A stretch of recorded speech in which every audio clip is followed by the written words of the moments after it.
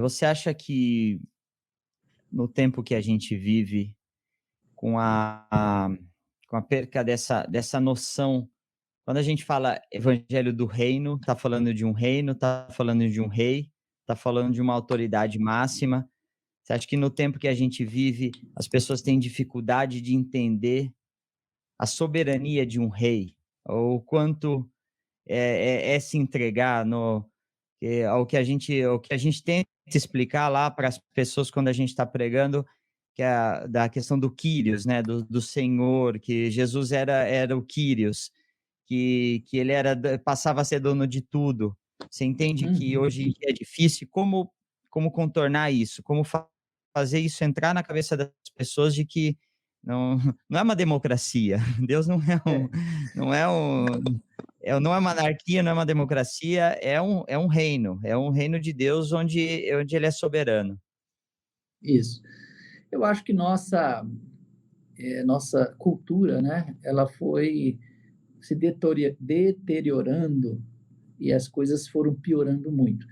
No mundo, eu acho que isso tem aí um sentido profético, né, se a gente começa a perceber as coisas que estão acontecendo ao nosso redor, mas nós estamos diante de uma geração que está, que é talvez a mais rebelde que, que já existiu na face da terra, Deus está assim permitindo, e dentro da igreja isso tem sua influência, né? Porque as mesmas posturas que a gente tomou para aplicar o reino de Deus, e seria bom até falar um pouquinho sobre isso aqui hoje, há 20 anos atrás, 25, quase 30 anos atrás, hoje a gente está tendo meio que pisar em ovos. Eu percebo pastores tendo que pisar meio em ovos no meio da congregação, porque o conceito sadio de autoridade, ele está sendo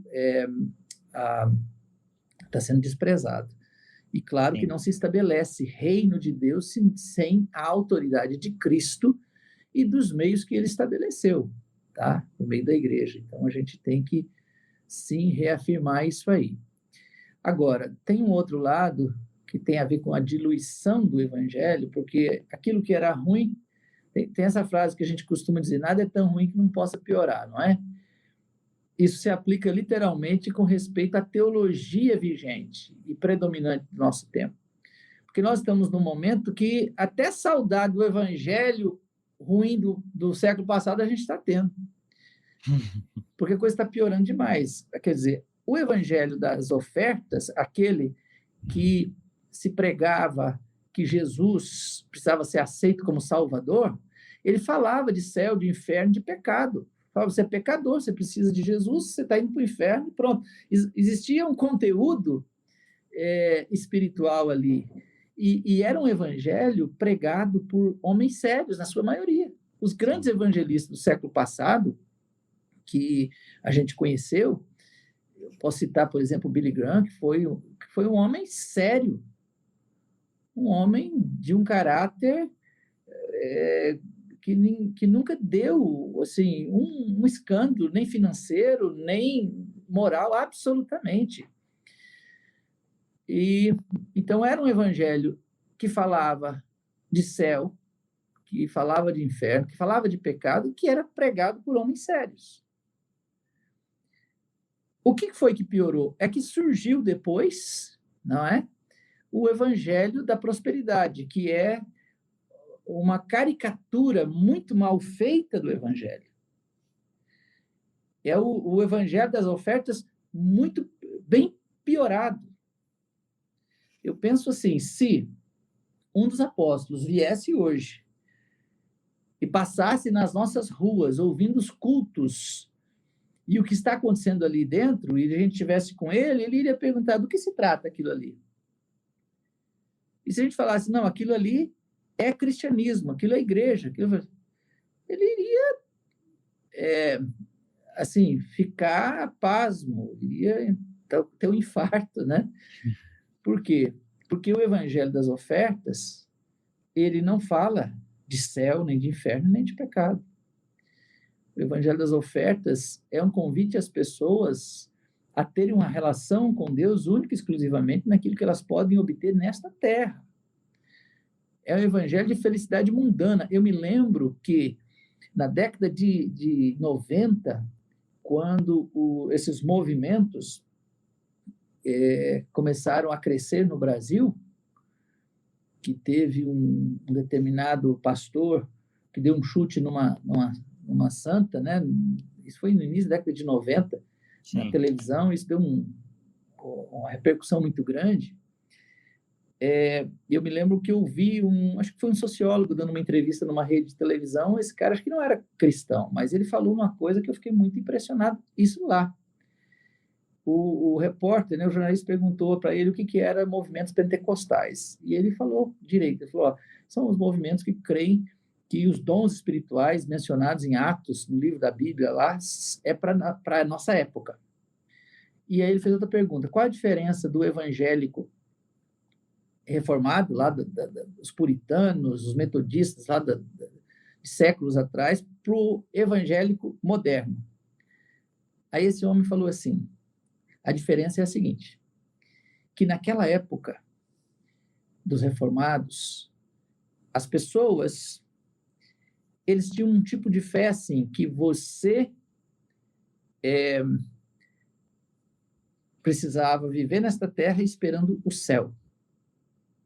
A felicidade sua é futura, não é nesse mundo. Mas eram pessoas muito disciplinadas. Ele não disse que eram santas, né? Porque o cara não ia falar assim, mas eram pessoas muito disciplinadas. E porque eram muito disciplinadas, essas pessoas acabaram prosperando na terra.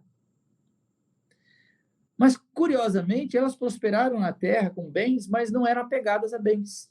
Eram pessoas generosas. Eram pessoas voltadas ao próximo, enfim, falando de uma vida piedosa, né? Na compreensão que a gente pode. E é exatamente o que a gente vê naquelas gerações de cristãos. Ele falou, mas agora, esses evangélicos modernos, que estão aí agora no Brasil, no caso daquele momento, eles já não creem mais assim. E esse sociólogo não estava fazendo crítica, estava falando, talvez, tipo assim, eles agora estão mais... eles progrediram, né? Eles agora não pensam mais assim. Eles agora não creem mais que você vai ser feliz lá no céu. Eles pregam uma felicidade mundana. Usou essa frase. Uma felicidade mundana. E por isso tem tantos adeptos. Ou seja, basicamente, esse sociólogo falou o que a maioria dos pastores nunca tinha percebido. E é exatamente isso que aconteceu. Então, você imagina, isso aconteceu da década de 80 para frente. Esse evangelho da prosperidade entrou no Brasil. E cresceu demais, a ponto de predominar. Então, ele influenciou tudo. Por quê? Porque, em geral, a igreja evangélica vai acompanhar aquilo que está dando resultado. A novidade dá resultado. Então, a maioria dos grupos, inclusive que nem eram esses neopentecostais, vamos dizer assim, eles acabaram aderindo ao evangelho da prosperidade para atrair as pessoas. E isso, realmente, a multidão vai atrás, porque exatamente, coloca o homem no centro, coloca a necessidade humana no centro e diz, você vai ser feliz aqui, né?